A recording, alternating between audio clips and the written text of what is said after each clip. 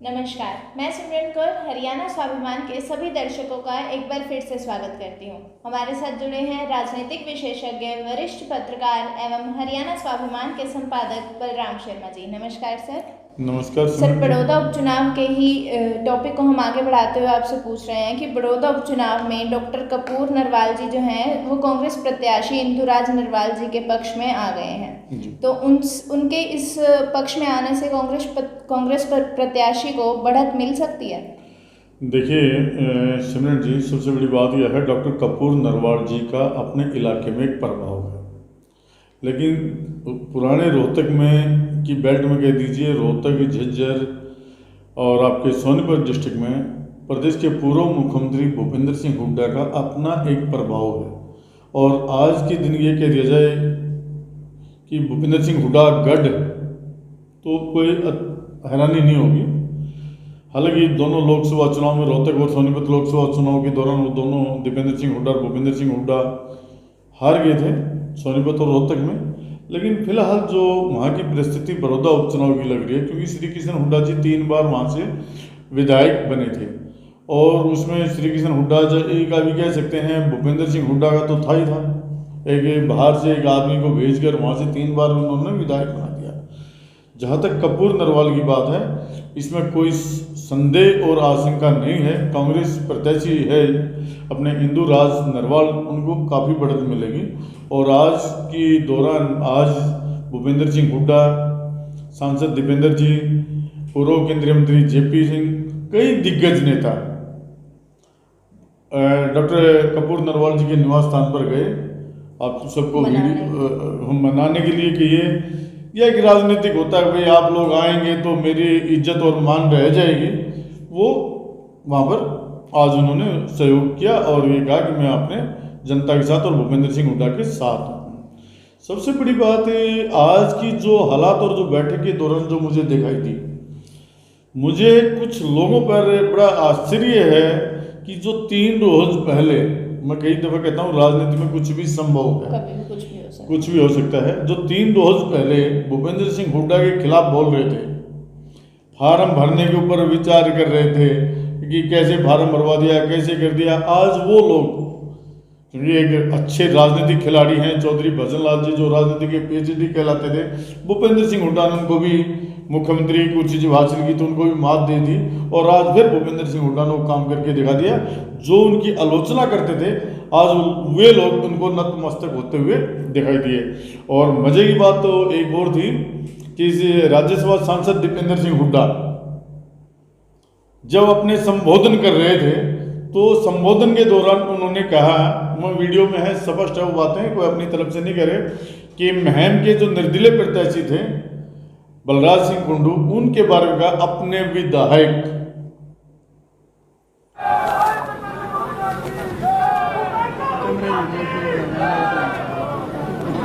राम राम जी सबको, राम राम राम राम। हमारे बीच में हमारे बहुत ही आदरणीय चौधरी भूपेंद्र सिंह हुड्डा जी, हमारे बीच में हमारे पूर्व केंद्रीय मंत्री आदरणीय जयप्रकाश जी, हमारे बहुत ही आदरणीय जगदीश मलिक जी, हमारे विधायक समालिका से धर्म सिंह छोकर जी, हमारे सपीलों से विधायक सुभाष गांगुली जी, हमारे पूर्व मंत्री राव नरेंद्र सिंह जी,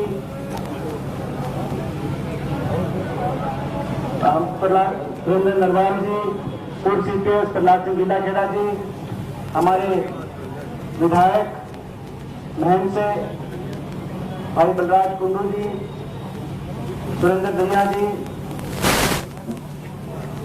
हमारे डॉक्टर देवेंद्र मोर जी, उमेश लोहान जी, वीरेंद्र नरवाल जी और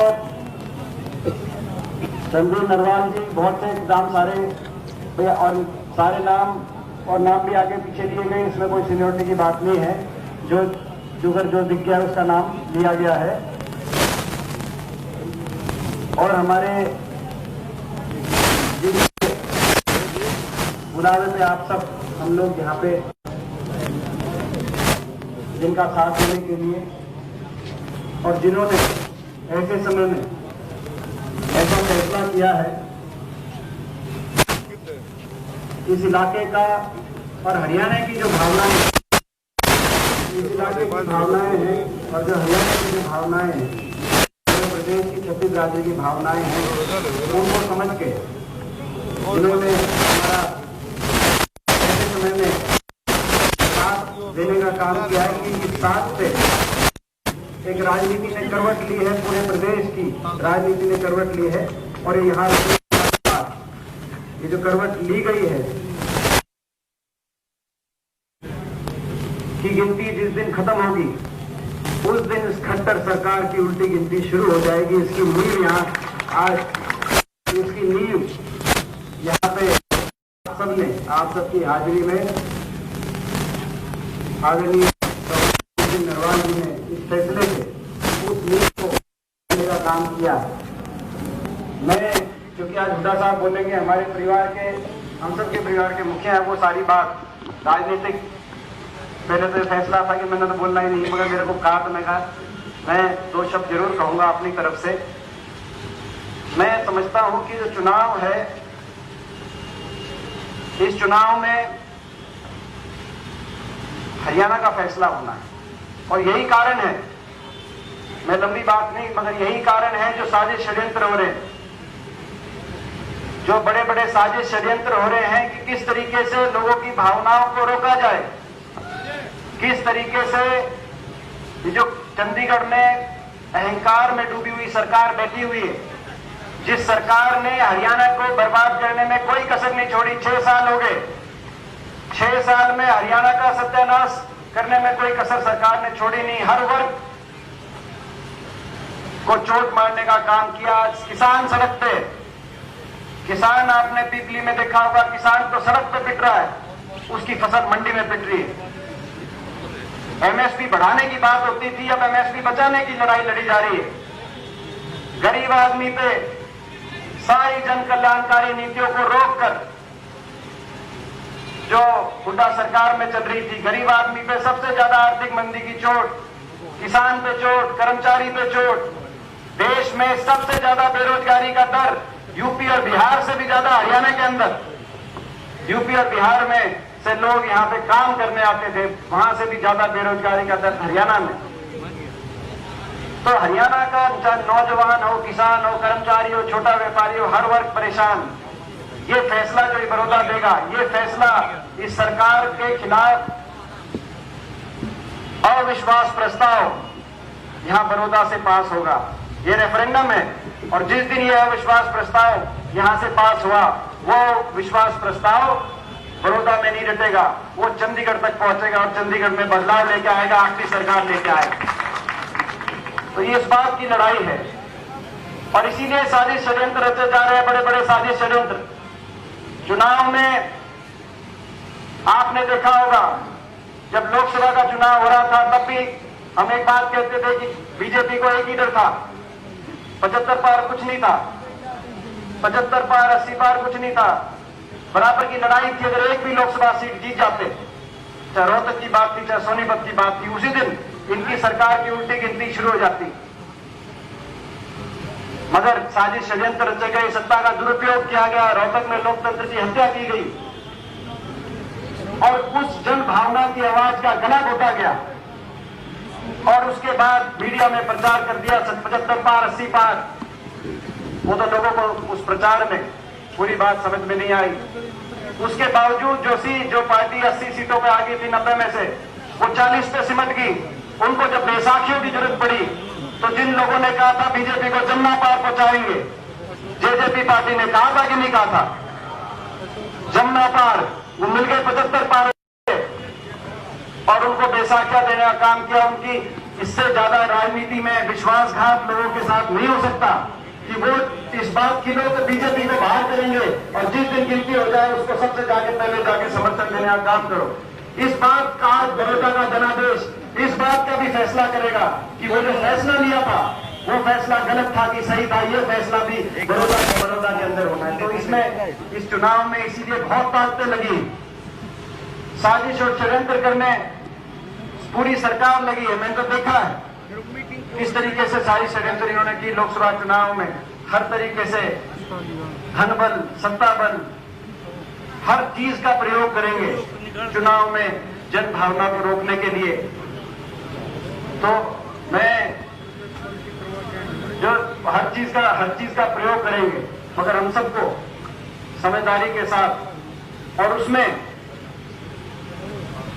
एक इलाके की भावना को देखते हुए अपने इलाके के नेतृत्व को मजबूत करने के लिए चंडीगढ़ में दोबारा अपना आदमी बैठे, इस बात की भावना को समझते हुए डॉक्टर साहब ने एक ऐसा निर्णय लिया। धर्म संकट आते, मगर उन धर्म संकट में धर्म का साथ देना, ऐसे समय में साथ देना, पूरे हरियाणा की नजर थी आप पे, ऐसा साथ। तो मैं अपनी तरफ से तो इस बात को निभाऊंगा ही। हुड्डा साहब सारी बात कहेंगे, मैं जो है वो सारी बात कहेंगे, मैं तो अपनी तरफ से इसका भार मानूंगा ही, इस बात को निभाऊंगा ही। मैं समझता हूं कि ये इलाका भी, डॉक्टर साहब, ये पूरा हमारा इलाका, बड़ौदा हल्का नहीं, पूरा इलाका और हरियाणा आपका नाम सोने के अक्षरों में लिखेगा। ये जो नया संघर्ष शुरू होगा, ये जो नया संघर्ष शुरू होगा, हम उसके लिए आपका नाम सोने के अक्षरों में लिखा जाएगा। और मेरे से जो मेरी जिम्मेदारी लगेगी, जितना मान सम्मान मेरे से हो सकेगा, निजी तौर पे भी, सामाजिक तौर पे भी, राजनीतिक तौर पे भी, जो मान सम्मान मेरे से हो सकेगा। आपको पता है डॉक्टर साहब, आपने बैठ के देखा मेरे को, जो मान सम्मान मेरे से हो सकेगा, मैं उसमें पीछे नहीं रहूंगा। ये मैं अपनी तरफ से विश्वास दिलवाता हूं। और एक बार फिर जो आपने फैसला लिया, उस फैसले के लिए आपको बहुत बहुत बधाई देता हूं। और ये हमारा जो हमारी जो लड़ाई है, इस लड़ाई में हम सारे शामिल होकर अब आगे बढ़ेंगे। महंत से बलराज सिंह कुंडू ये कहीं न कहीं कोई और किसी प्रकार की राजनीति की तरफ इशारा करते हैं, क्योंकि बलराज सिंह कुंडू डॉक्टर कपूर नरवाल का फार्म भरवाने में अहम भूमिका रही थी। और उन्होंने कहा भी था कि भाई यहाँ पंचायती उम्मीदवार चुनाव मैदान में उतारे, लेकिन आज बलराज कुंडू भी इंदुराज नरवाल के पक्ष में कहिए या ये कि ये दीपेंद्र सिंह हुड्डा के पक्ष में कहिए, वहाँ पर दिखाई दिए। कुछ दिन पहले आपने नाम सुना, हमारे उसमें भी काफ़ी कुछ बोल गए थे। डॉक्टर जोगिंदर मौर्य निर्दलीय अपने आप को प्रत्याशी कर रहे, आज वो भी वहाँ भूपेंद्र सिंह हुड्डा की उसमें उपस्थित दिखाई दिए। तो राजनीति कहीं न कहीं भूपेंद्र सिंह हुड्डा एक अच्छे खिलाड़ी राजनीतिक हैं। सर, ये तो रही कांग्रेस के प्रत्याशी की बात। अगर भाजपा के प्रत्याशी की हम बात करें तो भाजपा के प्रत्याशी के पक्ष में कैसा माहौल देखा जा सकता है? देखिए, भाजपा के जो प्रत्याशी का जो पक्ष का जो माहौल है, मैं आपको बताता हूँ। पिछली बार जो थे योगेश्वर दत्त को, जो बीजेपी के प्रत्याशी थे, उनको 37,726 के करीब वोट मिले थे। और जेजेपी के जो भूपेंद्र सिंह मलिक थे, उनको 32,480 के करीब वोट मिले थे। अगर राजनीतिक हालात जो चर्चाएं चल रही हैं, जो एक समीकरण राजनीतिक लोग निकालते हैं, मुझे नहीं लग रहा है उसमें पूरी तरह से वो उतर पाएंगे, खरे उतर पाएंगे कि नहीं उतरे। अगर जेजेपी के मतदाता अगर भाजपा को ईमानदारी से गिर जाते हैं, तो आज कांग्रेस और भाजपा के प्रत्याशी के बीच कांटे की टक्कर है। सर, वोटों के हालात में ऐसा मतलब कांग्रेस या आईएनएलडी या फिर भाजपा, किसका प्रत्याशी मजबूत देखा जा सकता है? मैंने कहा ना, देखो, जहाँ तक इंडियन नेशनल लोकदल की बात है, अपने चौधरी अभय सिंह चौटाला जी लगातार बड़ौदा हल्के में दौरे कर रहे हैं और लोगों से मिल भी रहे हैं। और पिछली बार उनके जो प्रत्याशी थे जोगिंदर सिंह जी, वो मात्र 3,145 वोट ले पाए थे। अब की बार देखना यह है कि इन लोगों को कितनी बढ़त मिल पाती है। मैं जीत के प्रति तो उनकी सुनिश्चित नहीं हूँ, लेकिन हाँ, वोटों के प्रति जरूर बढ़ोतरी मुझे दिखाई दे रही है। और आज के हालात में अगर जेजेपी, मैं आपको बार बार कहता हूँ, जेजेपी वाले मतदाता और भाजपा के अंदर अगर भीतरी घात ना हुआ जी, तो जेजेपी का और कांग्रेस का जो है कांटे की टक्कर बनी हुई है और आज चुनावी आमने सामने का कह दिया जाए तो अतिशोक्ति नहीं होगी। धन्यवाद सर हमारे साथ जुड़ने के लिए। धन्यवाद जी आपका। मेरी बड़ौदा हल्के के मतदाताओं से एक अपील है कि अधिक से अधिक मतदान करें और अपने इलाके में शांति बनाए रखें, अपने भाईचारे को न खराब करें। चुनाव आनी जानी चीज़ होती है, लेकिन भाईचारा और पारिवारिक माहौल ग्रामीण के अंदर रहना चाहिए और एक दूसरे की इज्जत करनी चाहिए। इन सब बातों को रखते हुए आप सबका धन्यवाद। स्पष्ट, सटीक और बेबाक खबरों के लिए बने रहें हरियाणा स्वाभिमान के साथ। यूट्यूब चैनल को सब्सक्राइब करना ना भूलें। धन्यवाद।